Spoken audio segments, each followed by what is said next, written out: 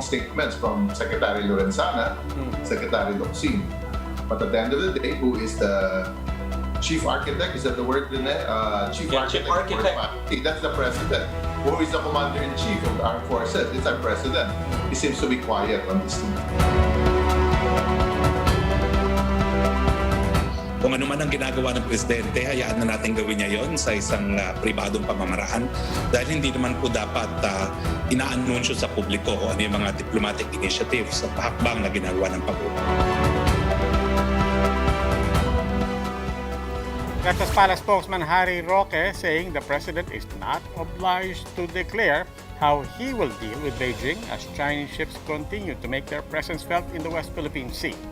But for foreign affairs experts like ADR Strat-based President Dindo Manhit, much of what will happen in the contested waters will depend on what emanates from Malacanang.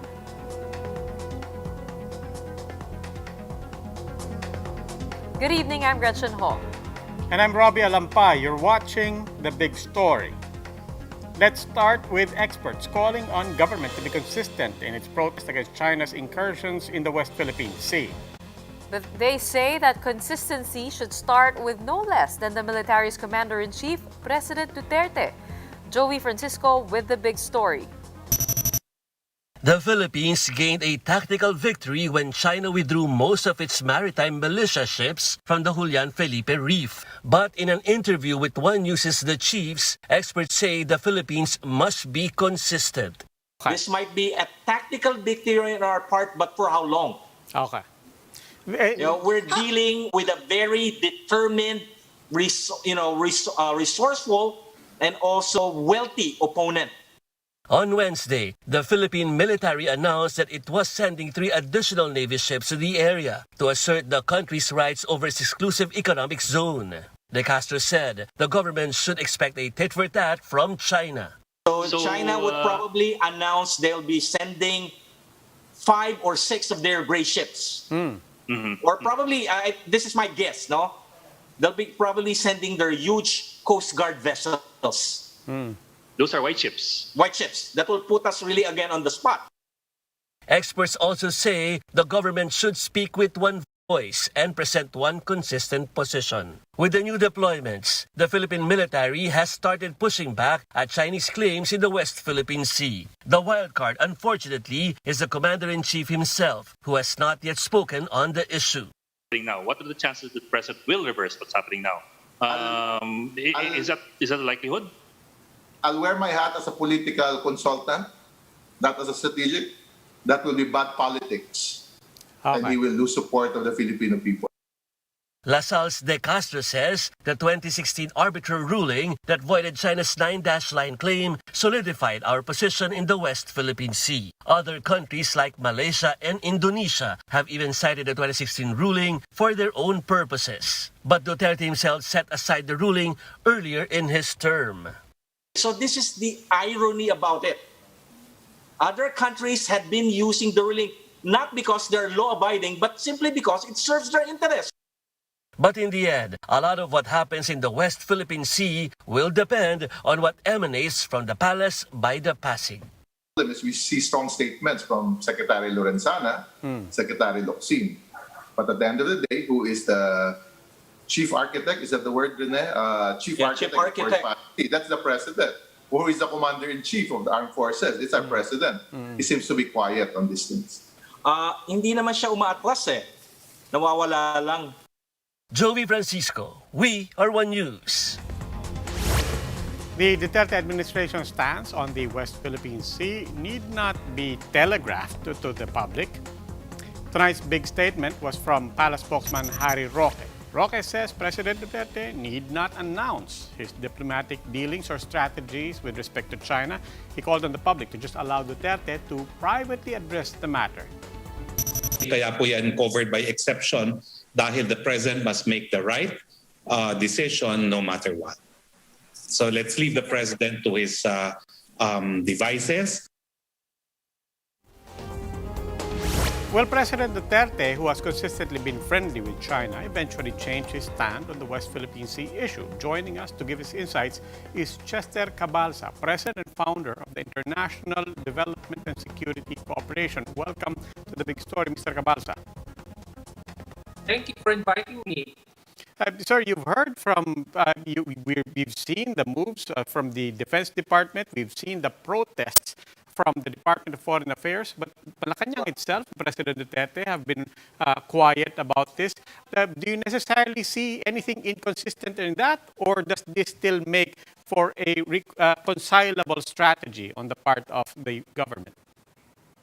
Well, basically, the silence is really alarming because basically, since he's the chief architect and the commander-in-chief of armed forces, we need to hear something from here, from him. And basically, whatever would be his decision later on will have a greater effect on our bilateral relations with Beijing. Right now, his silence means more, of course, more strategy and maneuvering coming from Beijing because the more the more the silence stays longer, Beijing will become more aggressive.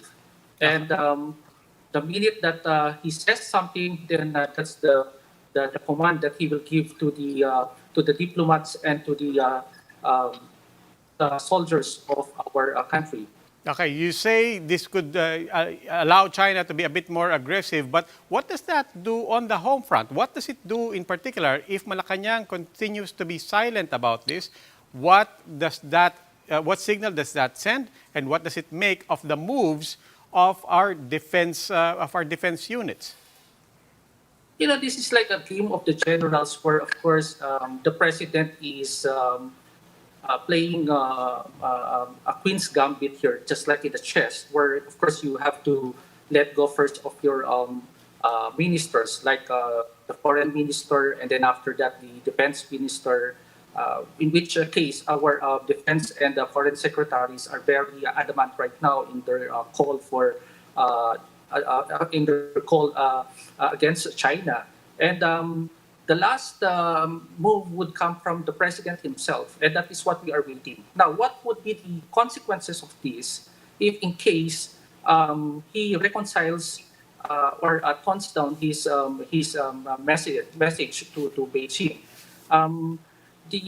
One of the effects of this is, of course, the hanging effect of the arbitration ruling because of the self-pedal of Malacanang that we saw since 2016, and because also of the economic stimulus packages and the vaccination donation of Beijing to Manila. Those are some of the considerations. On the other hand, if he becomes more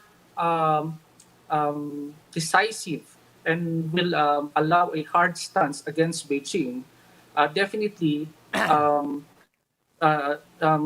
Beijing will react. But he should not be afraid because in this case, we have alliances to support us. We know that for a fact that Washington now is willing to support us with their very adamant speeches recently that they support our call against China, and basically they are supporting us because of their principles of freedom of navigation and overflight. We also considered the alliance coming from Western powers, European navies, from Germany and France. Now, we have the Hague ruling to support us also, and that would be a good effect if the president will have a hard stance against China. Now, the third effect would be we have diplomatic protests and noises against China. And because of these protests that we are filing so far, we saw some strategic maneuvering of the China Coast Guard and maritime militia in the South China Sea. We saw that from the start, they were very rigid in their maneuvering, and now they are trying to scatter themselves. And soon enough, we will see a lot of Coast Guards vessels and Coast Guard vessels and maritime militia coming from Beijing, because their intention is to intimidate us and definitely to project themselves as more stronger compared to the Philippines. Okay, maraming But we should salamat not be po. afraid. Okay. Maraming salamat po, Mr. Cabalsa. That was security analyst Chester Cabalsa. Meanwhile, photos released by the Philippine Coast Guard confirm an earlier report from the NTF for the West Philippine Sea that Chinese vessels are still swarming in the Philippines' territorial waters. At least 6 Chinese maritime militia vessels can be seen anchored together at the Julian Felipe Reef. The Chinese government claims these are fishing vessels seeking shelter, but there have been no storms off the West Philippine Sea. These photos were taken by the Philippine Coast Guard aboard the BRP Cabra during their latest patrol on April 13 and 14. The PCG also spotted a Chinese Coast Guard ship with bow number 5203. These photos were taken still within the Philippines' exclusive economic zone. Let's recall that the NTF-WPS earlier said 240 Chinese vessels were dispersed over the West Philippine Sea. PCG spokesperson Commodore Armando Balilo refused to give details on whether there had been a confrontation during the sovereignty patrols. These are the other big stories tonight. As vaccinated Filipinos top 1.2 million, some LGUs in NCR are now running low on vaccine stocks. The Science Department now wants to establish local vaccine manufacturers to ensure steady supply. Veering away from his anti-mining stance, the president lifts a 9-year-old moratorium against new mining agreements. And a COVID-19 variant first discovered in France is not easily detected by RT-PCR tests. That's why a group of experts now wants strict enforcement of the quarantine period for returning Filipinos. These big stories after the break.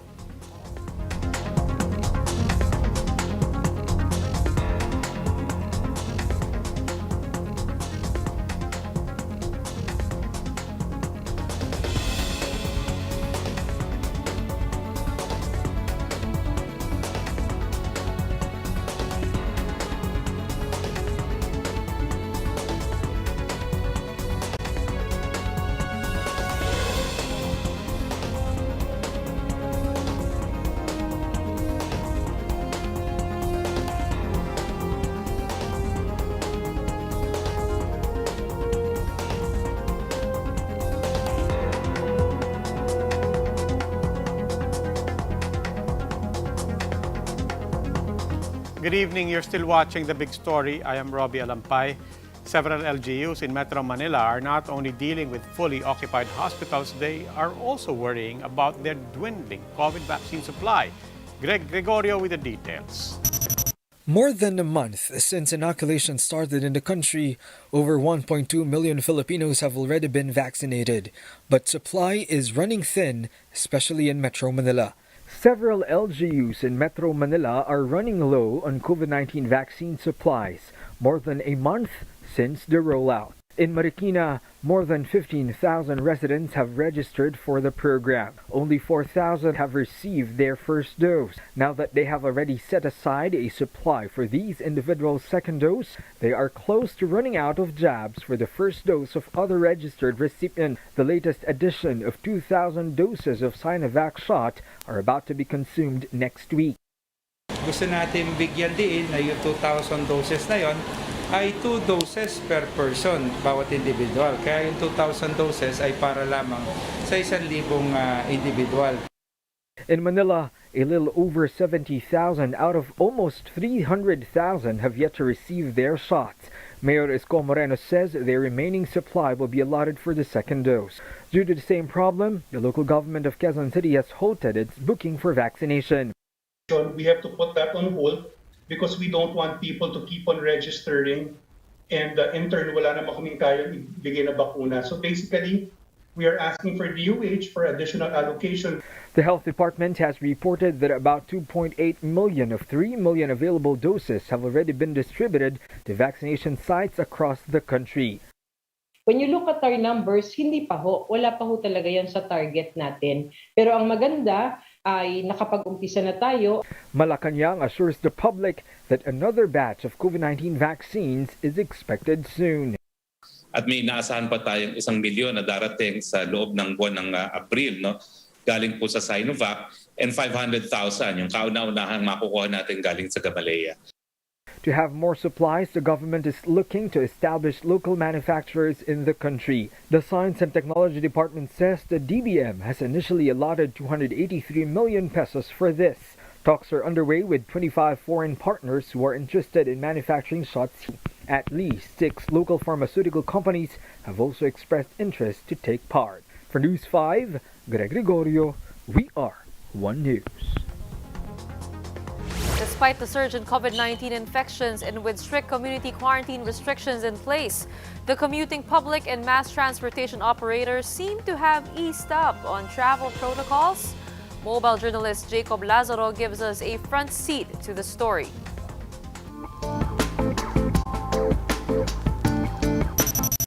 This is Metro Manila Public Transport under the modified enhanced community quarantine, the second strictest form of lockdown, but despite the COVID surge, it doesn't seem strict at all. This city bus has all of its seats fully occupied. People are sitting side by side to maximize space. The windows are closed so that passengers can keep cool with air conditioning. All these conditions violate health and transport protocols that have been in place since last year. Under the protocol set by the Department of Transportation, public utility vehicles are only allowed 50% capacity. All passengers must sit 1 seat apart, and ideally, air is allowed to circulate freely. The Department of Labor has its own guidelines on public transportation for NCR. Public vehicles should crack their windows open by at least 3 inches, and doors must remain open for at least 15 seconds after a passenger's entry or exit. So kung mag-circulate, parang meron kang ini-introduce din na supply air coming from outside. Hindi. Kasi gawa ng aircon to eh. Ano nang talaga yun ng pasahero dahil UB Express nga, di ba? Sa tagal ko nang sumasakay dito simula nung nag-pandemic, wala pa naman ako nabalitaan na nagka-COVID sa mga kasama ko dito. In its latest recommendation, the Healthcare Professional Alliance Against COVID-19 called out government for its lackluster enforcement of health standards and proper ventilation in mass transportation. Another option recommended by the U.S. Center for Disease Control are HEPA filters in public vehicles. Siguro it's voluntary na pwede, pero hindi natin pwedeng gawing parang mandatory. It's ideal that all health protocols are followed, but that's not always the case. Simply wearing a face mask and a shield can increase our chances of survival, so we can live to fight another day. I'm Jacob Lazaro and we are One News. President Duterte has lifted a 9-year ban on new mining agreements to boost the country's economic recovery.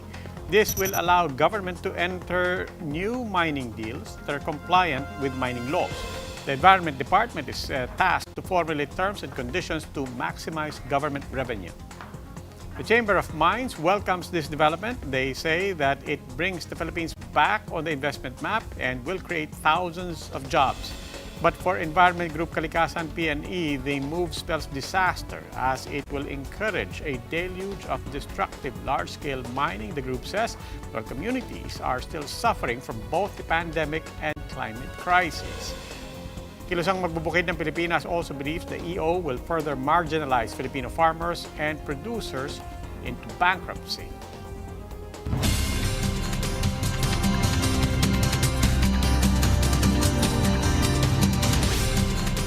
Time for our next first look at some of the day's big stories. The Octa Research Group urges for the strict implementation of quarantine protocols for returning Filipinos following the discovery of a COVID-19 variant in France, which cannot be detected in RT-PCR tests. The said variant is only detectable through blood samples. No conclusion yet if it's more infectious or deadly. The Senate Committee of the Whole adopted a resolution urging President Duterte to withdraw the executive order seeking to lower the tariff for pork imports. 18 senators backed the resolution, which also seeks to scrap an increase in the allowable pork imports. Last week, Duterte issued Executive Order 128 to address supply issues caused by the African swine fever. The weather disturbance outside the Philippine area of responsibility has intensified into a severe tropical storm. Tropical storm Surigay is forecast to enter PAR between Thursday night or Friday morning. It will be named Bising once it reaches the country's area of responsibility. Ag-asa said it may impact the eastern portions of southern Luzon and Visayas over the weekend. Time for another quick break. When we return, let's take a look at Cebu's gigantic crosses, which are set to be lit tonight to mark the celebration of 500 years of Christianity in the Philippines. And an unguarded community pantry in Quezon City goes viral as it sparks hope for those worrying for their next meal. The inspiring story after the break.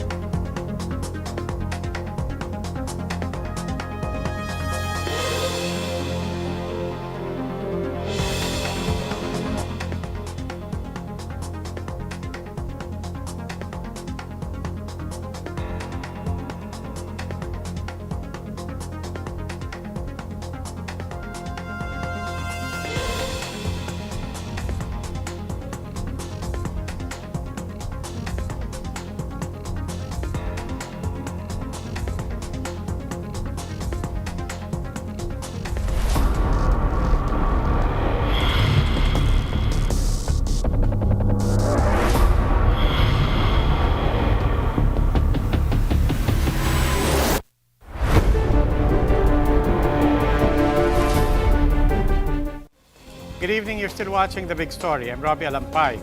A ceremonial lighting at the Cebu-Cordova Link Expressway, or CCLEX, is now underway as 8 crosses will be illuminated to mark 500 years of Christianity in the Philippines. Dale De Vera gives us updates from Cebu. Robbie is going to have rain, but this will stop the Filipino face. We are in the middle of Mazalan State, where the icons of Cebu-Cordova Link Expressway are said to be lighted in celebration of the 500 years of Christianity in the country. 8 crosses will serve as guides to motorist bikers once the 8.5-kilometer long Cebu-Cordova Link Expressway is already open to the public. The bridge, dubbed as the Bridge of Tomorrow, will have a cross in every panel of its twin tower. Each cross measures 40 meters and is said to be CCLEX's iconic features. These were designed based on Magellan's Cross, which will symbolize Cebu as a cradle of Christianity in the country. The lighting of the crosses coincides with the quintessential celebration of Christianity in the country, which was celebrated on Wednesday, April 14. Once the CCLEX is completed, it will surpass the 2.1-kilometer San Juanico Bridge as the longest bridge in the country. Cebu is also celebrating the declaration of the Basilica Minora del Santo Niño de Cebu as a national cultural treasure by the National Museum. Because of this, the Basilica will be given the status as one of the most important structures the country will have to take care of. Reason why some of the devotees are excited and happy. So proud ako kasi nga as a Cebuana sa Bisaya. So yung mga nabaptize na mga Spaniards, na mga colonizers natin. So at least yun ang napamana yung Catholic faith po natin. Napakagandang ihimplo po, lalo na sa sitwasyon natin ngayon. Sana it will give more hope sa lahat ng mga Pilipino na may Diyos talaga. Robbie, Cebu Archbishop Jose Palma has just finished blessing the twin towers where the crosses will be placed. CCLEX is expected to be substantially completed by the year end and is set to be open to the public at the start of 2022. Robbie.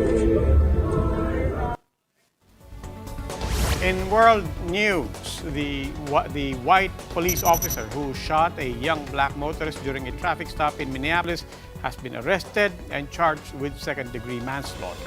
The killing of 20-year-old Dante Wright triggered 3 nights of unrest and protests in the city. The suspect was identified as Kim Potter, a 26-year veteran of the Brooklyn Center Police Department. A manslaughter charge carries a maximum sentence of 10 years in prison and a $20,000 fine.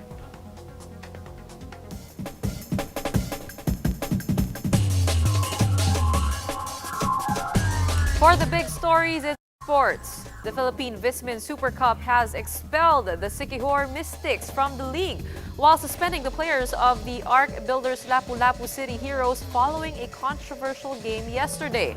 The game, which drew ire online for botched layups and missed free throws, sparked talks of game fixing. Players and coaches of both teams have been indefinitely banned from joining other squads. 5 Lapu-Lapu City players have also been fined 15,000 pesos each. Vismin Super Cup Chief Operating Officer Rocky Chan said future incidents will merit a 1 million peso fine per team.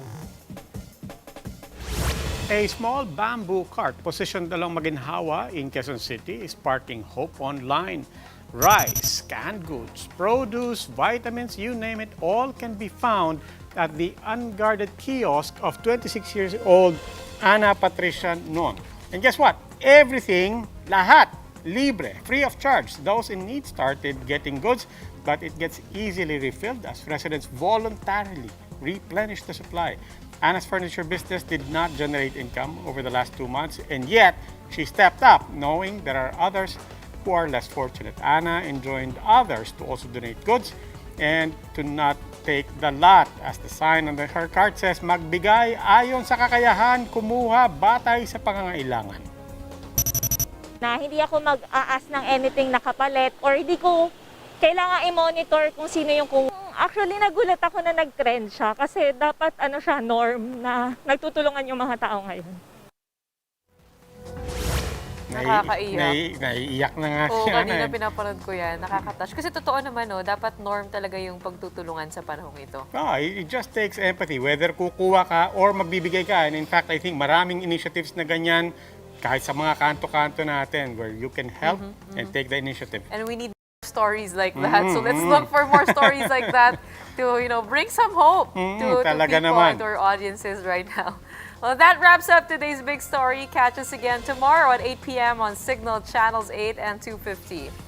Please like our Facebook page, One News. For more in-depth analysis, visit our webpage, onenews.ph. Mask on. Wash hands. And stay safe, Philippines. Ako po si Robbie Alampay. At ako naman si Gretchen Ho. We are One News. Have a good evening.